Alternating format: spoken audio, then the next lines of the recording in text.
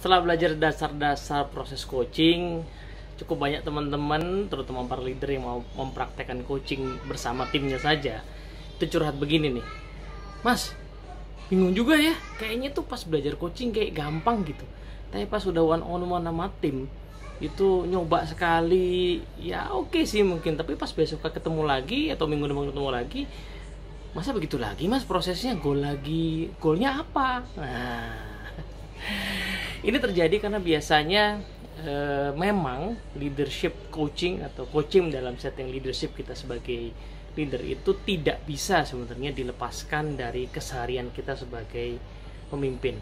Jadi ya wajar kalau ada kebingungan kayak itu ya.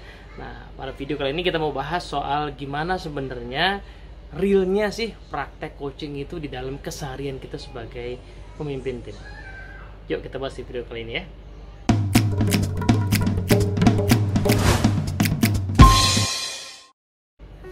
Oke, assalamualaikum warahmatullahi wabarakatuh. Halo teman-teman semua. Sudah nonton 2 video sebelumnya.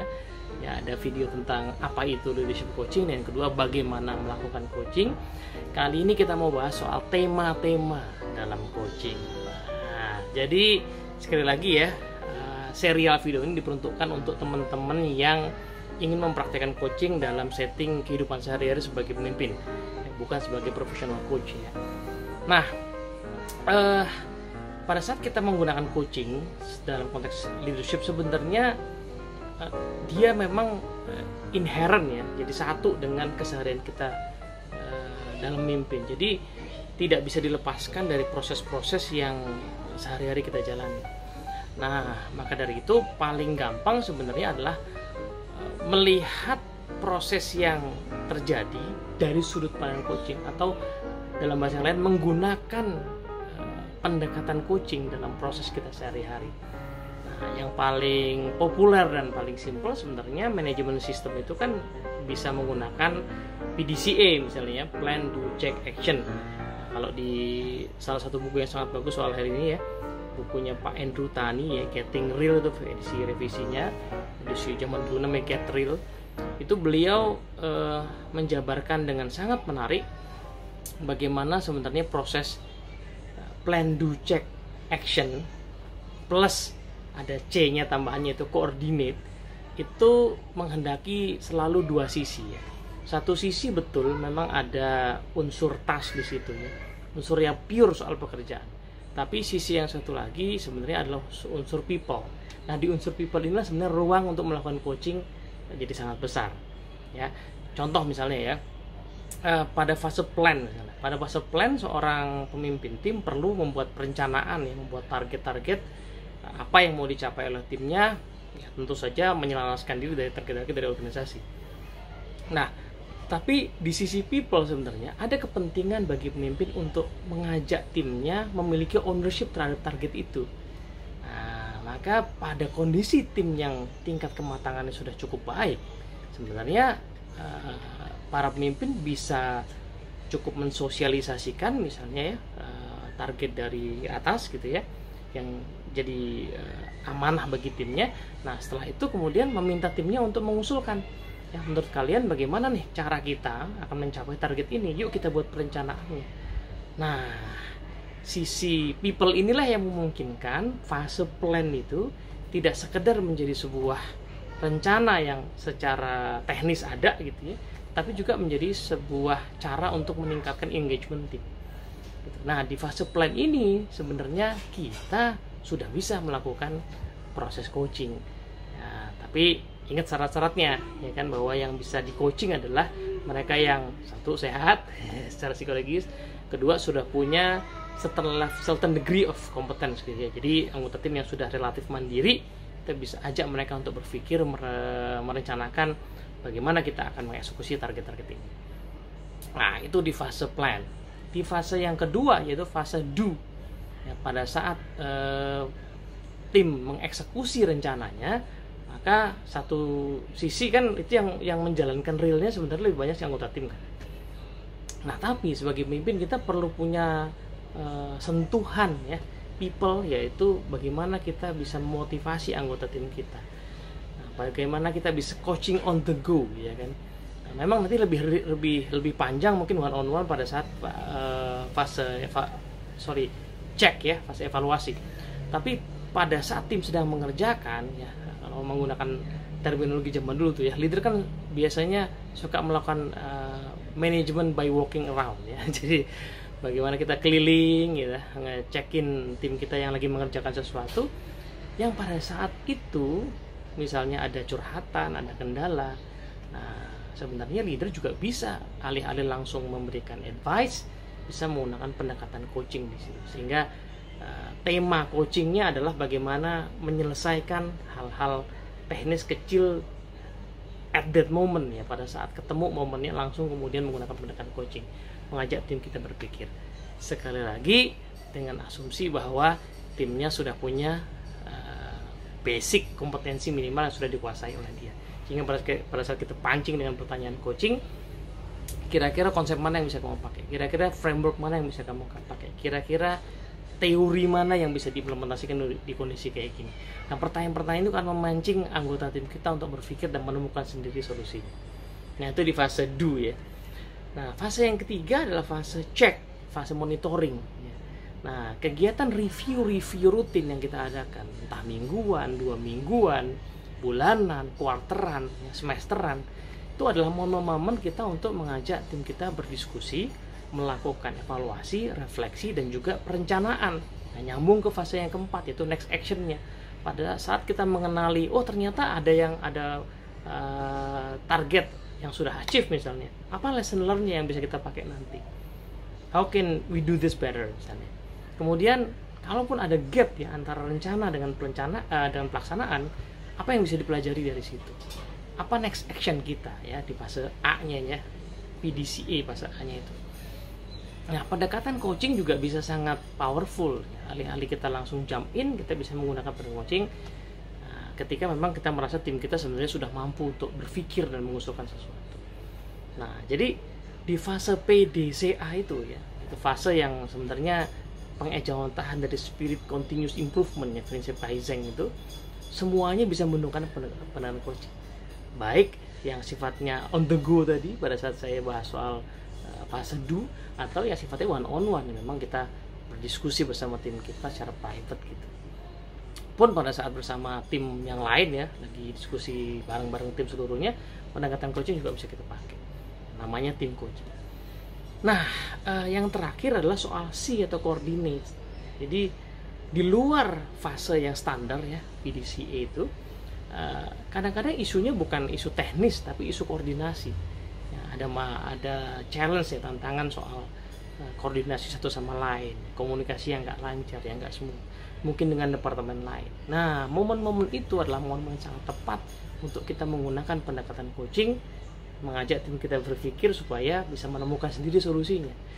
Jadi PDCAC ini itu tidak saja menjadi cara untuk mengeksekusi, tetapi juga menjadi cara untuk mengembangkan kompetensi. Kalau kita menguasai dan menggunakan pendekatan coaching di sini. Nah, itu yang standar ya, yang bukan standar, yang sehari-hari lah ya. Nah, di luar proses manajemen sistem, kita juga bisa mengangkat tema-tema coaching yang sifatnya agak besar, misalnya terkait dengan karir ya kan. Nah, ini pada saat video ini buat, kita lagi ada masa akhir tahun ya, menjelang awal tahun gitu. Nah, menjelang evaluasi akhir tahun, mungkin appraisal sama juga mungkin persiapan untuk rencana tahun depan. Nah, ini adalah momen untuk bicara tidak hanya soal murni pekerjaan, tapi soal aspirasi karir. Dan pendekatan coaching powerful sekali untuk digunakan di momen itu. Nah, mungkin kita bisa memancing dengan pertanyaan, apakah tim kita sudah punya aspirasi karir ya, sekian tahun ke depan, cita-cita dia apa, visi dia apa. Kemudian dari situ kita bisa memancingnya dengan pertanyaan tentang bagaimana dia melihat relasi antara visi yang panjang itu dengan pekerjaan yang dia jalankan sekarang. Ada banyak orang yang mungkin beruntung ya, pekerjaan yang dijalani sekarang adalah yang menjadi cita-citanya dari dulu gitu. Tetapi ada jauh lebih banyak orang yang sebenarnya menjalani pekerjaan yang mungkin bukan cita-cita dari dulu. Sehingga kalau sekarang dia punya visi ke depan, belum tentu yang dia jalani ini itu langsung terasa connect. Tapi jangan-jangan ada koneksinya kalau kita ajak mereka mendiskusikan.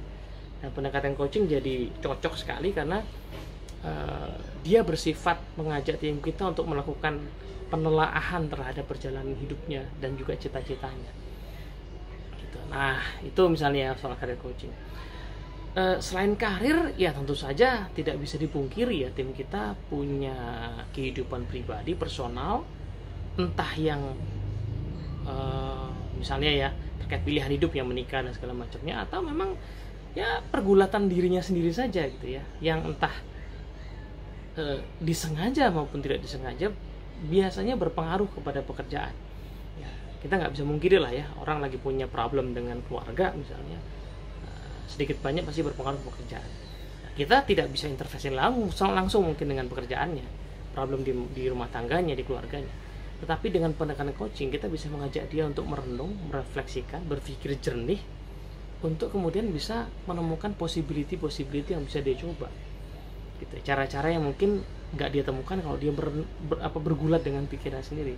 Dengan kita sebagai orang luar ya, yang jernih, yang netral, kita mengajukan pertanyaan-pertanyaan coaching, jangan-jangan itu bahkan bisa membantu dia untuk menemukan sendiri solusi yang selama ini dia cari-cari gitu, padahal ada dalam pikirannya. Gitu. Nah, kalau kita melakukan persiapan sebelum kita one on one dengan tim kita, sebenarnya seluruh tema-tema ini akan mungkin memenuhi agenda one on one selama setahun lebih gitu ya. Yang jelas PDCA sendiri itu akan membuat setiap one on one kita bisa meaningful ya, tidak cuman pemberian instruksi tapi bisa juga mengembangkan kompetensi. Setiap momen problem dengan kolega, rekan kerja juga bisa menjadi momen coaching. Setiap permasalahan pribadi juga bisa menjadi momen coaching. Termasuk tadi urusan karir juga bisa menjadi momen coaching. Jadi sebenarnya banyak teman-teman ya tema-tema yang bisa kita ajak tim kita untuk memanfaatkan, dan kita bantu mereka untuk bertumbuh, menemukan sendiri jalannya lewat proses coaching. Nah, kenapa sih belakangan ini kok coaching jadi ngetren gitu ya? Sekali lagi ya, karena kalau dipikir-pikir seluruh hal tadi yang kita bahas ya, proses plan, do, check, action, coordinate, kemudian isu-isu masalah pribadi, isu-isu tentang visi karir, itu di zaman sekarang bukan hal yang tim kita nggak bisa ngakses sendiri secara knowledge. Kayaknya anak zaman now gitu, apalagi kalau tim kita millennials, itu adalah orang-orang yang sudah terekspos dengan semua sistem tadi, dengan semua tema-tema tadi. Nah, tapi itu dia, mengetahui sesuatu dan betul-betul merenungkan, memikirkan sesuatu itu dua hal yang berbeda ya. Saya mungkin tahu bahwa hidup perlu visi, perlu pemikiran tentang karir misalnya, tetapi kalau saya nggak ditanya dengan pertanyaan yang sungguh-sungguh, dengan nada yang serius, yang mendalam, mungkin saya nggak akan sesungguh-sungguh itu juga memikirkan karir saya ke depan. Saya mungkin sudah tahu misalnya ya tips-tips membangun rumah tangga yang harmonis ya. Tetapi kalau saya nggak ditanya oleh orang yang netral gitu, yang jernih berpikirnya dengan pertanyaan yang tajam, yang membuat saya merenung mendalam gitu, mungkin saya nggak akan ketemu ya kemungkinan solusi penyelesaian masalah saya seperti apa. Kalau saya ya pastinya kalau ada plan dari atas turun ke bos, saya dikasih pasti saya kerjain ya kan? Tapi sampai titik saya ditanya, kira-kira menurut kamu ya target ini bisa dicapai seperti apa, sampai di titik itu mungkin saya nggak akan segitunya mengeluarkan effort ya, pemikiran, perasaan untuk saya tuangkan, saya curahkan ya, sehingga saya punya perasaan memiliki terhadap target tersebut. Nah, mungkin saya sehari-hari sih jalanin pekerjaan, saya eksekusi, tapi sampai saya ditanya oleh pimpinan saya, apa yang kamu pelajari dari proyek yang barusan kita selesaikan, mungkin saya nggak akan merenung segitu dalam. Nah, jadi hal yang tadinya hanya pekerjaan atau hanya kejadian, begitu didekati dengan pendekatan coaching, bisa menjadi sebuah proses yang menumbuhkan. Nah, tema yang terakhir mungkin di video ini ya, tema yang sebenarnya sudah sempat saya singgung di video saya yang lain soal leader as learning designer, bahwa begitu banyak training itu mubazir ketika tidak di follow up.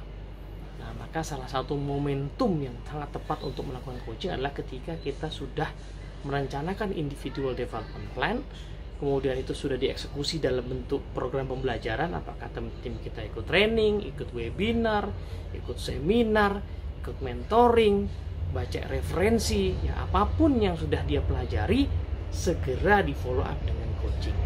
Segera kita tanyakan kepadanya, apa yang kamu pelajari, apa insight-nya, mana yang menurut kamu bisa kita pakai, dan kira-kira apa rencanamu untuk menjalankan. Itu adalah obrolan yang cukup panjang dan mungkin tidak cuma sekali bisa kita jalankan bersama tim kita ya, sampai itu jadi sesuatu yang nyata bisa dipakai. Nah, kalau obrolan ini rutin kita adakan setiap kali tim kita ikut training, maka kemungkinan besar mereka akan sungguh-sungguh. Nah, karena ya menariknya adalah dalam proses belajar itu tidak selalu tim kita seberuntung itu ya belajar sesuatu, ikut training, seminar, course gitu, yang pembicaranya itu sosok yang menarik. Tidak seberuntung itu ya. Banyak kondisinya adalah peserta tuh begini nih, saya amati ya. Ya bagus sih, tapi kan dia industrinya beda sama kita ya kan? Bidang kita kan nggak kayak gitu. Nah, sehingga pulang dari seminar, dari training, yang ketangkep cuman itu ya informasi yang bagus, tapi kayaknya beda sama kita gitu. Itu saya sering sekali mendengar gitu. Tapi sebenarnya kalau kemudian setelah training dia diskusi, oke, itu yang kamu tangkap sementara aku ikut training. Tapi kalau coba ambil intisarinya apa sih sebenarnya, lesson learn-nya apa? Begitu dijawab, lalu lesson learn itu ditanya lagi, kalau gitu lesson learn itu bisa diimplementasikan di kita, konteksnya kira-kira akan seperti apa? Mungkin dia akan berpikir dan menemukan, oh iya juga ya, bisa dipakai ya. Tidak sama persis tentunya, tetapi bisa dipakai, ada yang bisa diambil. Nah, itu momen-momen yang seringkali akan membuat seboring apapun pembelajaran itu akan bisa meaningful dan akhirnya bisa bermanfaat buat tim kita dan juga individunya sendiri ya, sebagai orang yang belajar. So, kalau kita summary teman-teman semua ya, tema-tema coaching bisa kita selaraskan dengan proses manajemen sistem yang standar, mulai dari planning ya, doing, kemudian checking ya, monitoring, kemudian evaluating ya, next action-nya apa, koordinasi, menyelesaikan masalah koordinasi satu sama lain, koordinasi di internal maupun dengan tim lain, dengan pelanggan juga bisa begitu, dengan supplier misalnya. Itu hal-hal yang bisa jadi tema-tema coaching. Nah, kemudian tadi soal karir ya, aspirasi ke masa depan, soal permasalahan pribadi gitu ya. Kita nggak bisa ikut campur, tetapi kita bisa bantu dia untuk berpikir, refleksi. Yang terakhir adalah ketika tim kita baru menyelesaikan pembelajaran. Jadi di momen itulah kita kemudian bisa memanfaatkan keseluruhan. Di dunia pendidikan tuh ada istilah teachable moment. Karena di coaching kita bilang ya sebenarnya seluruh hal yang kita kerjakan bersama tim kita sebenarnya bisa menjadi coachable moment. Jadi coaching sebagai sebuah pendekatan kepemimpinan sejatinya bisa dipraktekkan di hampir semua proses yang kita jalani bersama tim kita. Moga-moga manfaat. Assalamualaikum warahmatullahi wabarakatuh.